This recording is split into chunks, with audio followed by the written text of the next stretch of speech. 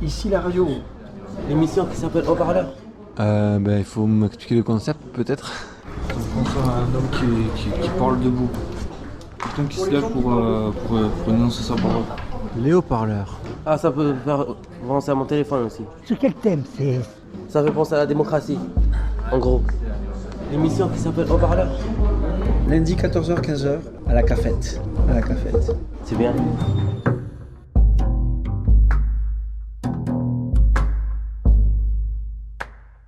Hakim.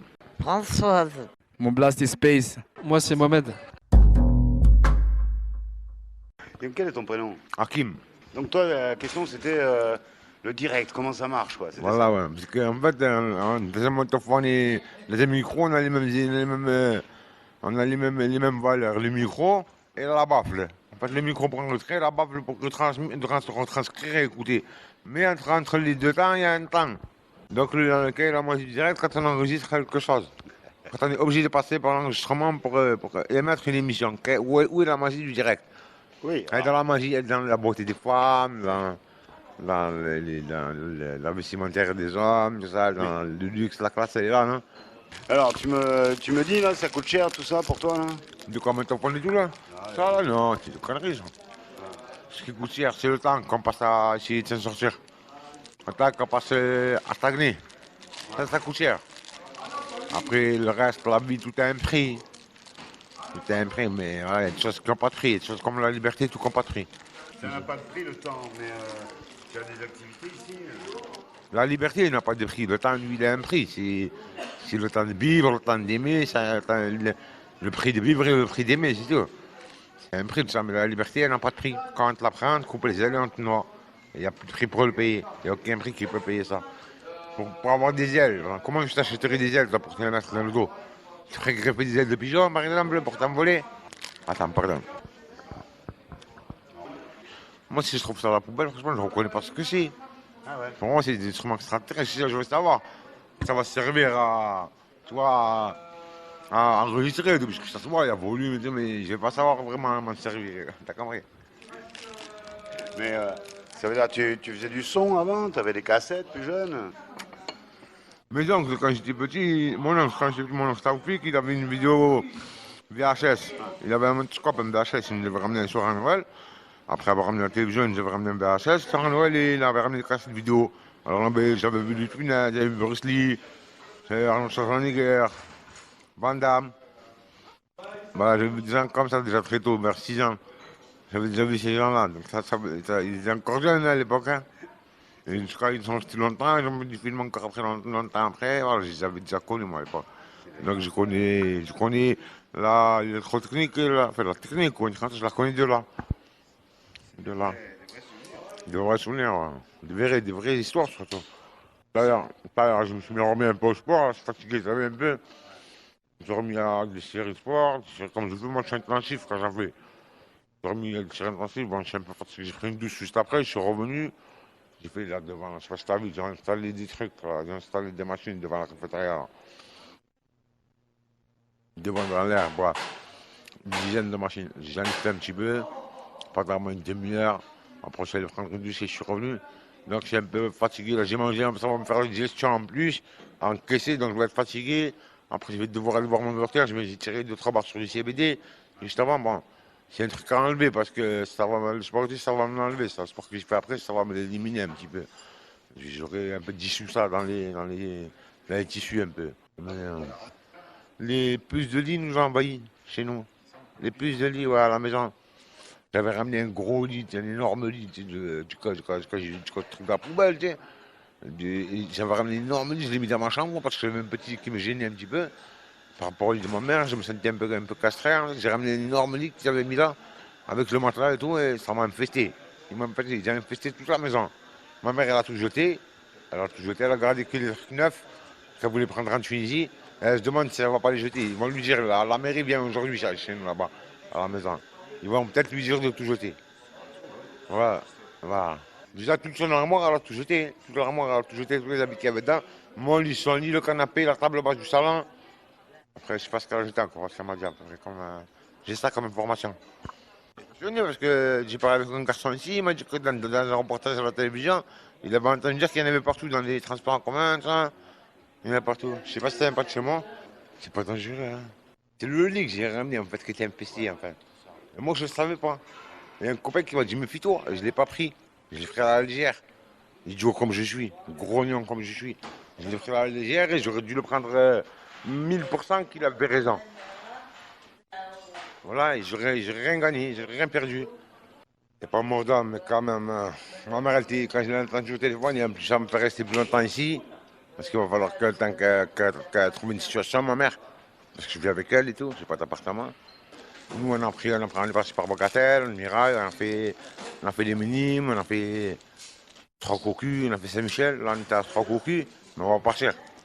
C'est immonde là-bas, j'y ai pas, la mentalité, j'y ai pas. Ouais, ça. Parce que c'est sauvage, c'est trop brut. Personne parle dans le rythme, personne parle à personne. J'ai jamais vu ça. J'ai jamais vu ça, les enfants, ils sont sauvages, ils sont méchants, on dirait ils ont la haine. On dirait des petits Marseillais, on dirait. Je suis sûr, ils ont la haine. Voilà, ça, moi, j'aime pas ça. Il faudrait casser sa vie tranquille. Il n'y a pas de raison de s'enfader, de s'enflammer. Hein. Personne n'a tué personne jusqu'à présent. Alors là, c'est la cafétéria, voilà, de l'hôpital Gérard Marchand. D'accord, les haut-parleurs, ok. La radio. Radio, heureux de vous accueillir ici. Françoise.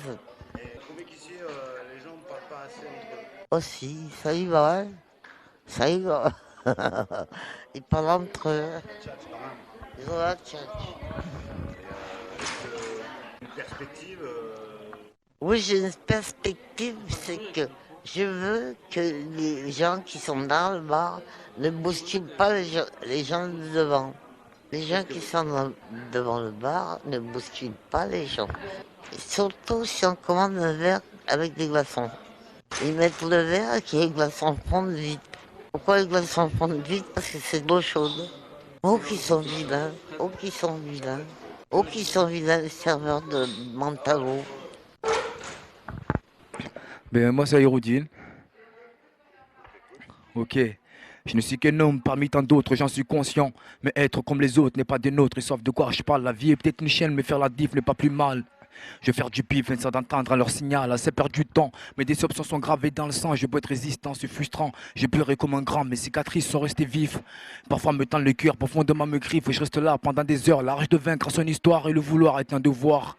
Forcé d'y croire pour que l'espoir ait son pouvoir. La rime est puissante, je suis de ceux qui la fréquentent à 2,50, qu'elle est persistante, plus distante. Le tout c'est qu'elle me ressemble, de choses à dire, j'en ai toujours, et si j'ai plus, j'irai en chercher. Un chérissant méchant, tel un tableau au plus haut perché. La clé de sol est une ivresse, suffit d'un thème, je me relance.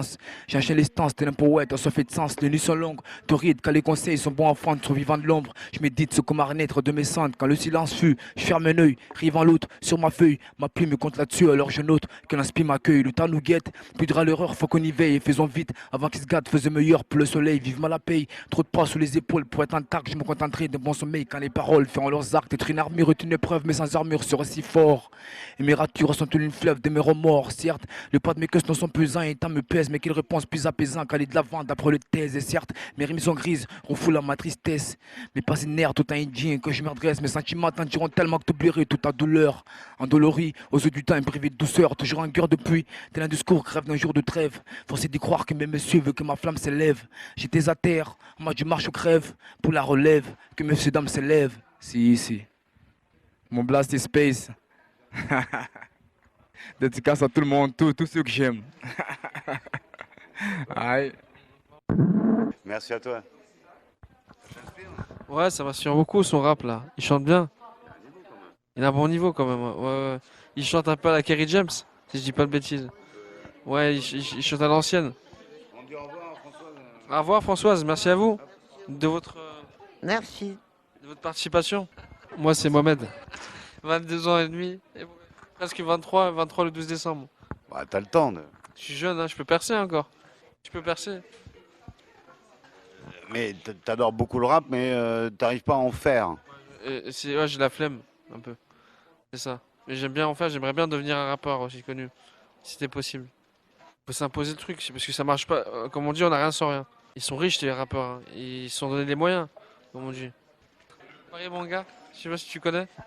L'appareil manga, c'est une expo porte de Versailles à Paris.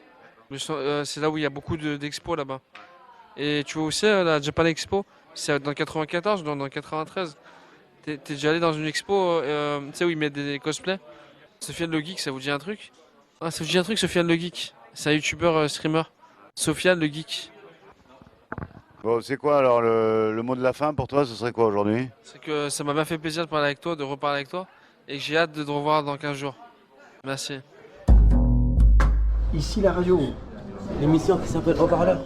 Lundi 14h, 15h à la cafette. À la cafette. Centre hospitalier Gérard Marchand. C'est bien.